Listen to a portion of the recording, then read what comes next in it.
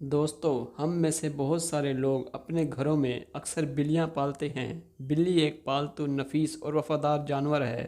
دوستو، ہم دیکھتے ہیں کہ ہمارے ارد گرد کے گھروں میں بہت ہی پیاری بلیاں پالی جاتی ہیں اور ان کا خاص خیال رکھا جاتا ہے۔ آج ہم اپنی اس ویڈیو میں آپ کو بتائیں گے کہ اللہ نے بلی کو کیوں پیدا کیا، اور بلی سے متعلق بہت سارے راز اس ویڈیو میں بتائے جائیں گے۔ دوستو، ہماری اس ویڈیو کو آخر تک دیکھیں، اور اگر آپ نے ابھی تک ہمارے چینل کو سبسکرائب نہیں کیا تو آپ سے گزارش ہے کہ ہمارے چینل کو سبسکرائب کر دیں تاکہ ہمارے آنے والی ہر ویڈیو آپ تک بآسانی پہنچ سکے۔ اللہ نے بلی کو کب اور کیوں پیدا کیا؟ دوستو، حضرت نوح علیہ السلام کی قوم پر آنے والے عذاب کا ذکر تو آپ سب نے سن ہی رکھا اور پڑھ ہی رکھا ہوگا۔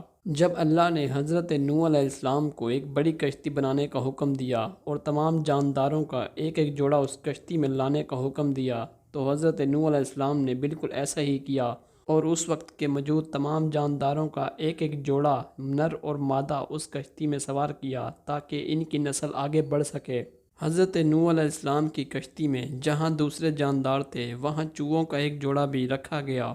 اس چوہے کے جوڑے نے اس کشتی میں بہت زیادہ بچوں کی پیدائش کر دی تھی، اور ان بچوں نے پوری کشتی میں ادھم مچا رکھا تھا اور وہ ہر چیز کو تباہ و برباد کر رہے تھے، یہاں تک کہ اناج کو بھی نقصان پہنچا رہے تھے۔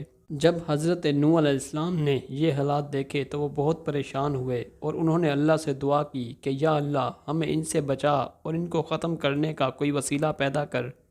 اس وقت حضرت نوح علیہ السلام کی دعا قبول کرتے ہوئے اللہ نے بلی کو پیدا کیا، جس کی صفت شیر کی مانند ہے، اور یہ ایک بہت ہی نفیس جانور ہے اور اس کو شیر کی خالہ بھی کہا جاتا ہے۔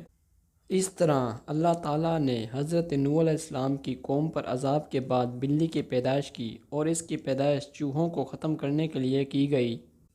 حضرت محمد صلی اللہ علیہ وآلہ وسلم نے بلی کو قتل کرنے اور اس کو تکلیف پہنچانے سے منع فرمایا ہے۔